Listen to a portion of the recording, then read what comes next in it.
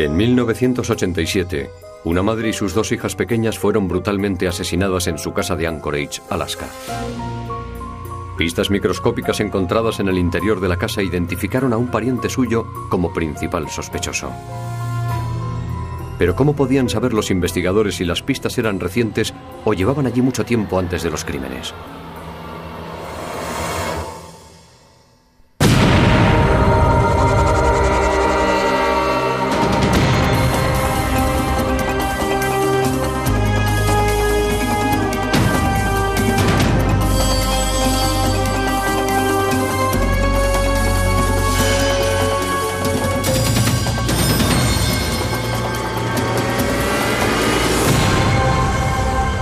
Crímenes imperfectos.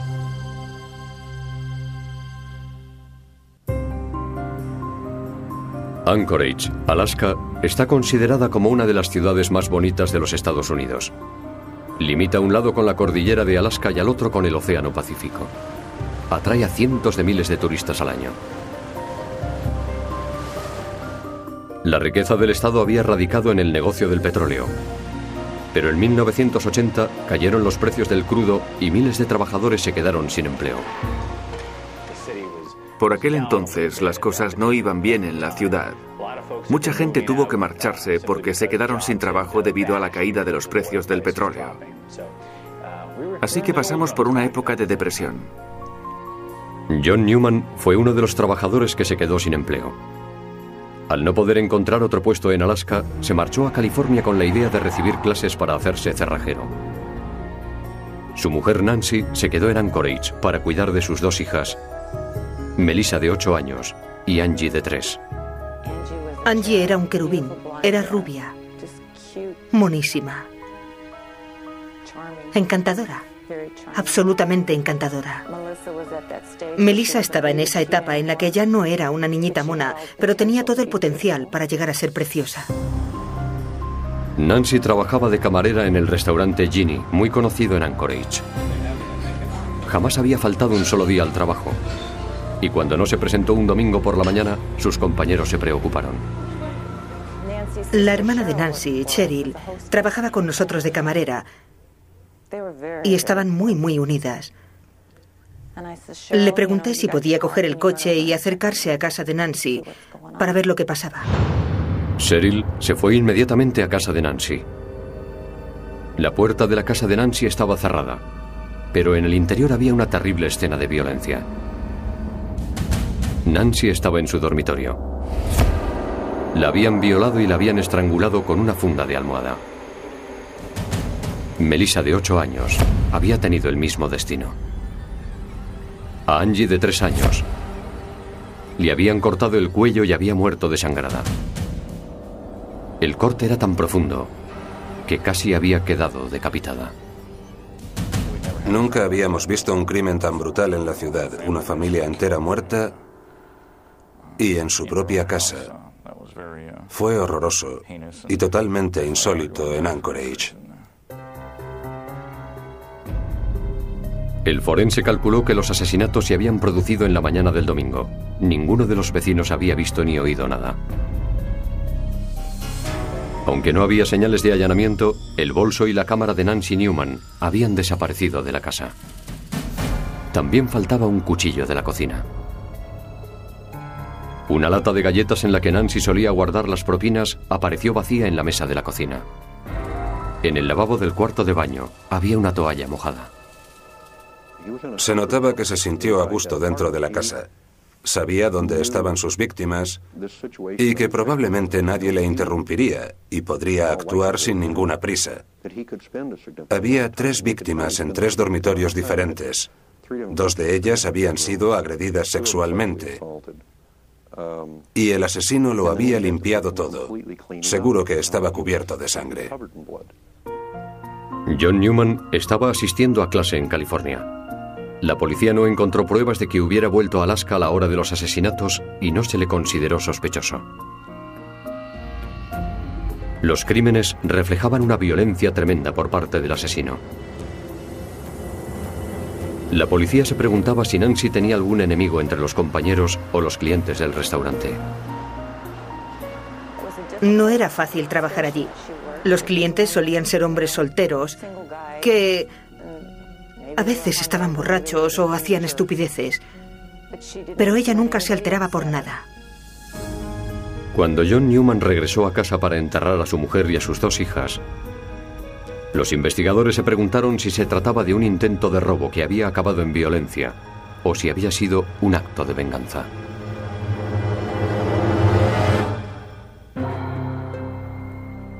Después de los asesinatos de Nancy Newman y sus 2 hijas, Melissa y Angie, los vecinos de Anchorage vivían asustados creyendo que había un asesino en serie suelto. ¿Cómo es que nadie oyó gritar a Nancy? Tuve pesadillas por las noches. Oía gritar a una mujer. Me ocurría nada más dormirme y luego me despertaba y seguía oyendo sus gritos. Pero no sabía qué hacer. No podía hacer nada. Había momentos en los que no sabía si era un sueño o estaba ocurriendo de verdad. ¿Quién podía haber en esta comunidad que cometiera un crimen así, matando a 2 niñas pequeñas? Y si no era el marido, ¿quién era? ¿Y seguía suelto por la calle? Eso hizo que mucha gente estuviera realmente aterrorizada. Al no estar forzada la puerta y el largo tiempo que el asesino estuvo en la casa, los investigadores pensaron que este ya había estado allí anteriormente.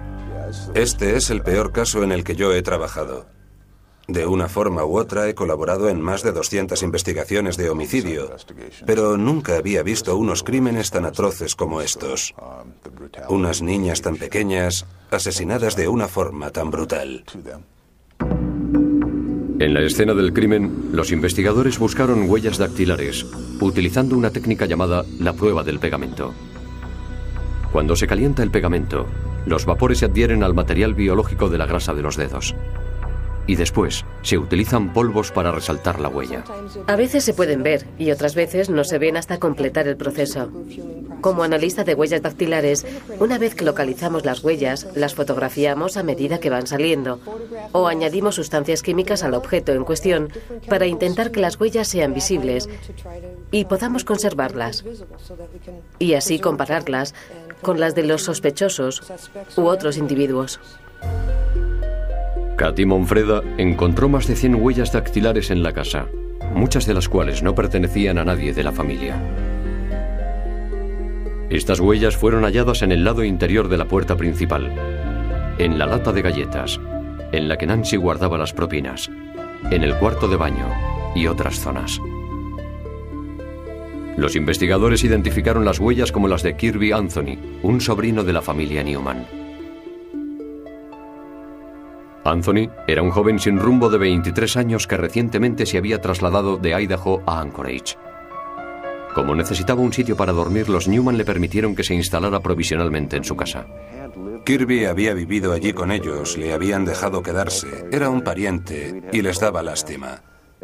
Sabían que había tenido problemas, así que tenía razones para estar allí, lo cual dice mucho de las pruebas físicas que se encontraron en la casa. Le ayudaron, le dieron un techo. Yo creo que encajó bien con ellos, aunque más tarde supimos que no se llevaba muy bien con Melissa, la niña de 8 años. Kirby Anthony admitió que vivir en un piso tan reducido con 2 niñas pequeñas era difícil, y dijo a la policía que se fue de allí amistosamente 2 semanas antes de los asesinatos.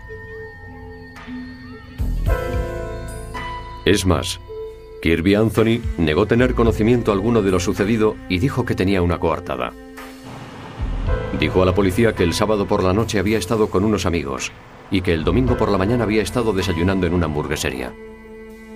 Además de las huellas dactilares, los investigadores encontraron una gran cantidad de pelo en casi todas las habitaciones de la casa de los Newman. Eran cabellos de una persona blanca y no parecían ser de nadie de la familia. La policía de Anchorage envió los cabellos al FBI en Washington, D.C., con la esperanza de que pudieran arrojar alguna luz sobre la identidad del asesino.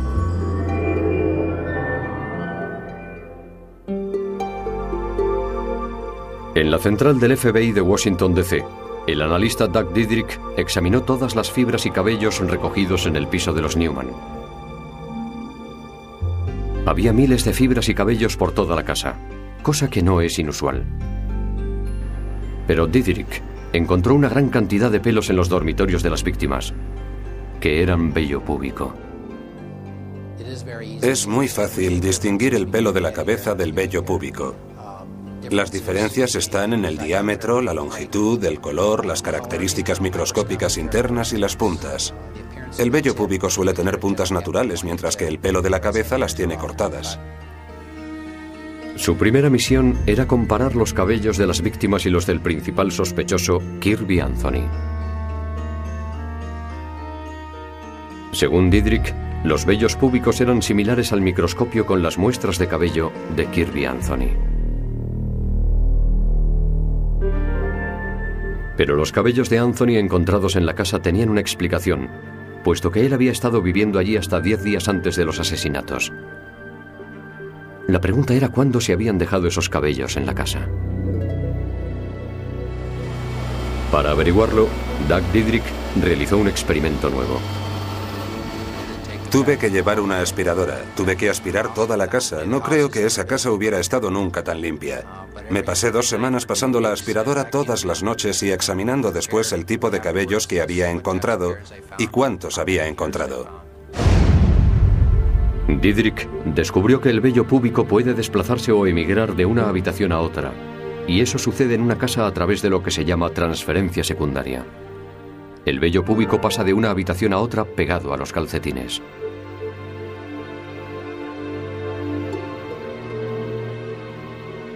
El experimento de Didrik reveló que esas transferencias son limitadas. Muy poco vello púbico emigra de la habitación de un adulto a la habitación de un niño. ¿Cómo se explicaba entonces la gran cantidad de vello púbico de Kirby Anthony en las habitaciones de las niñas? Una explicación era que Anthony podía haber estado desnudo en la habitación de las niñas. Por otra parte, todo el vello púbico encontrado en las habitaciones estaba limpio y húmedo. Si el vello púbico hubiera estado allí desde antes de marcharse Anthony, la corriente lo habría secado y se habría ensuciado. Cuando un cabello cae al suelo sobre la moqueta de una casa, con el tiempo se ven en él pequeñas marcas que son mordeduras de larvas que suelen comérselo. Los cabellos acumulan suciedad del suelo. Los pelos encontrados en los cuerpos de Melissa y de Angie, los 3 que correspondían al vello púbico de Anthony, no estaban sucios. De hecho, parecía que había sangre fresca en ellos, y eso me resultó muy significativo. Entonces, Didrik examinó la toalla húmeda encontrada en el lavabo después de los asesinatos. En la toalla había unas fibras de lana verde que coincidían con los calcetines encontrados en el dormitorio de Nancy Newman. En la toalla también había restos de sangre de la víctima. Finalmente, Didrik hizo un descubrimiento sorprendente. En la toalla había vello púbico y liendres de los piojos del vello púbico, un hallazgo extremadamente raro. Al microscopio, los pelos resultaron ser similares a los de Kirby Anthony. Y los investigadores descubrieron que poco tiempo antes, Anthony había tenido un problema de piojos en el pubis. Y aparecieron más pruebas que relacionaban a Kirby Anthony con la escena del crimen. Una era la huella de la palma de la mano de Kirby Anthony en un lugar verdaderamente insólito. En la pared detrás de la cama de Melissa apareció la huella de la palma de una mano. La importancia de huellas latentes es que ayudaron a los investigadores a esclarecer sus ideas sobre lo que había sucedido aquel día. Melissa había sido agredida sexualmente. La huella que apareció a tan solo 25 centímetros sobre su cabeza era la prueba. También se encontraron huellas dactilares en la caja de galletas en la que Nancy guardaba las propinas del restaurante. El compañero de piso de Kirby Anthony dijo a la policía que el día de los asesinatos Anthony había llegado con sangre en la ropa y que inmediatamente lavó todo lo que llevaba puesto. El compañero de piso también contó que aquel mismo día Anthony estuvo contando una enorme cantidad de monedas. A la policía todavía le faltaban 2 pruebas muy importantes. el arma homicida y el móvil.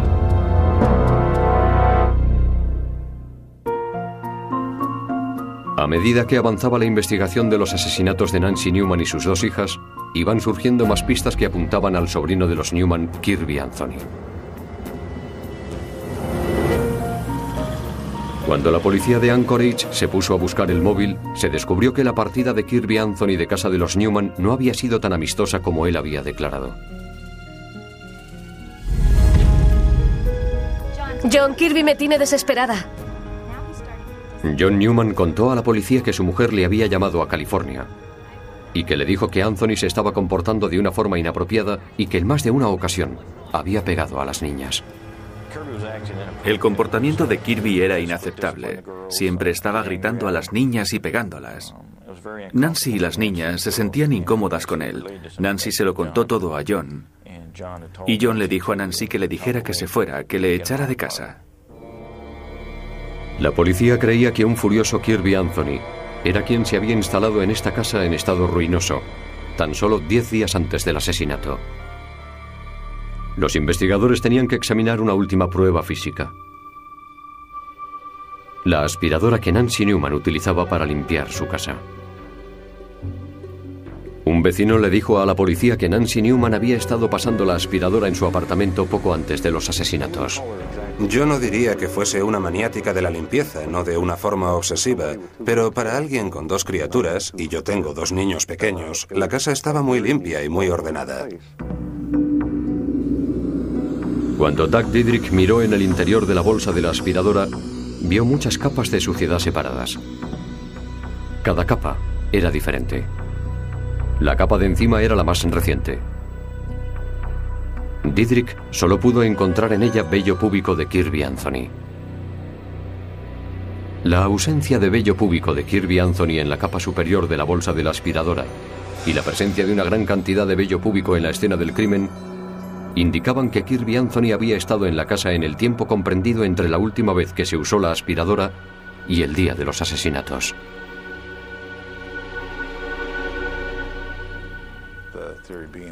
Pensábamos que si teníamos un montón de vello púbico que al microscopio era similar al de Kirby y Anthony encontrado durante nuestra búsqueda de pruebas en la escena del crimen, pero no había vello púbico, o muy poco, en la aspiradora, se demostraría que esos pelos habían hecho presencia en la casa después de haber pasado la aspiradora cuando se cometieron los asesinatos.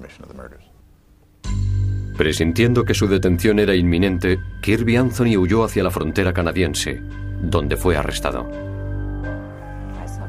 Si hoy viese a Kirby, le dispararía. Le atropellaría con el coche. O cualquier cosa, y eso me destrozaría la vida.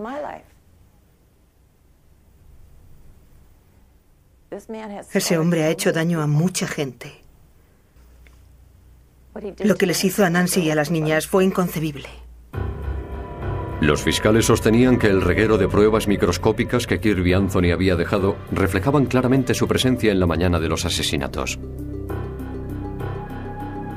La teoría era que Anthony estaba furioso por haber sido obligado a abandonar la casa de los Newman y que quería vengarse. Los amigos dijeron que la noche anterior a los asesinatos, Kirby consumió cocaína y alcohol.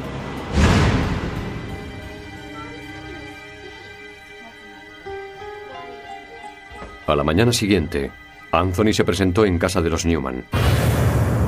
Nancy envió a las niñas a su cuarto. No deberías estar aquí, no eres bienvenido.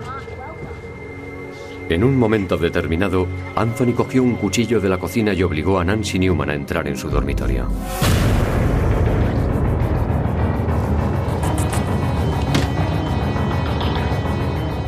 Se puso unos guantes de lana que encontró en el dormitorio y violó y estranguló a Nancy Newman con una funda de almohada.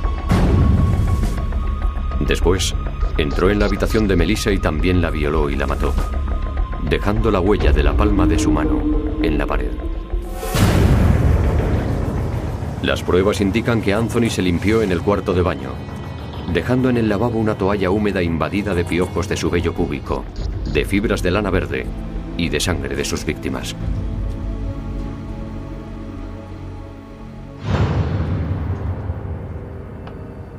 Luego, mató a Angie, de 3 años, la única persona que podía situarle en el lugar de los hechos. Anthony dejó sus huellas dactilares en la lata de galletas al coger las propinas de Nancy. También se llevó su bolso, así como la cámara y el cuchillo que utilizó para cometer los asesinatos. El bolso y el cuchillo nunca fueron encontrados. La cámara se encontró en su poder más adelante. No había testigos, no había confesiones. No encontramos el cuchillo ensangrentado en su mano. Ese fue otro objeto que nunca recuperamos. Estamos seguros de que el cuchillo era de Nancy. Fue una buena oportunidad para Kirby. Él era un asesino muy poco organizado. Entró en la casa, no se sabe por qué. Perdió el control y se lanzó a destruir todo lo que veía. Es un caso muy triste, pero hay que reprimir las emociones, no pensar en la forma brutal en la que fueron asesinadas las niñas y concentrarse en lo que tenemos, porque lo importante es intentar demostrar el valor de las pruebas forenses y obtener el mayor partido de ellas, porque en el otro extremo hay otras personas que son los sospechosos y sus familias. Siempre hay alguien en el otro extremo de un cabello o en el otro extremo de una fibra. En el juicio, Kirby Anthony se declaró inocente y llevó su propia defensa. Su argumento era que la policía le había tendido una trampa, pero no pudo justificar lo de la toalla y la gran cantidad de pruebas que contenía. ¿Tiene usted motivos para dudar que ese no era su vello púbico? No los tengo. Supongo que no fue usted lo bastante cuidadoso con la toalla. No entiendo qué hacía allí esa toalla. La sala estuvo abarrotada de gente todos los días. Mientras estaban esperando a que saliera el juez, Kirby Anthony se volvió a John Newman, que estaba entre el público, y le dijo: «Eres un imbécil, John».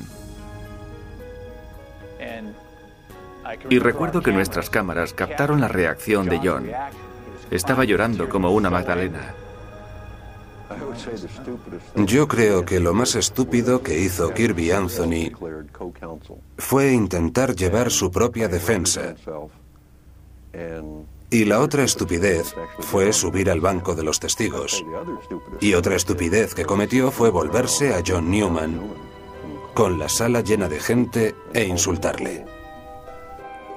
Tras 2 horas de deliberación, Kirby Anthony fue declarado culpable y condenado a 357 años de prisión.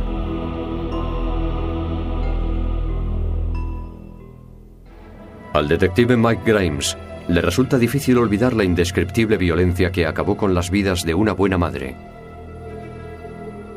y sus 2 hijas pequeñas. Podemos imaginarnos la escena e intentar entender por qué la gente hace esas cosas, pero nunca podemos entrar en su cabeza. En este caso hubo una motivación sexual. Yo creo que la razón por la que le pidieron que se marchara fue porque algo debió ocurrir entre él y una de las niñas. Yo creo que él estaba resentido. Kirby consumía drogas, especialmente cocaína, y yo creo que, conociendo su personalidad psicopática, alimentada por la cocaína, sufrió un ataque de furia. No entiendo cómo una persona puede tener tanta rabia dentro como para cometer un crimen así. Yo he informado de cientos de asesinatos a lo largo de los años.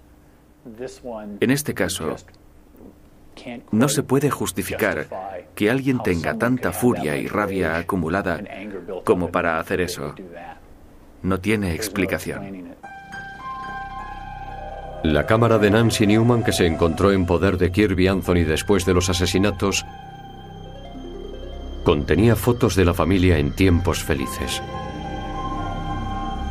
Fotos de unas vidas destruidas por un absurdo acto de venganza.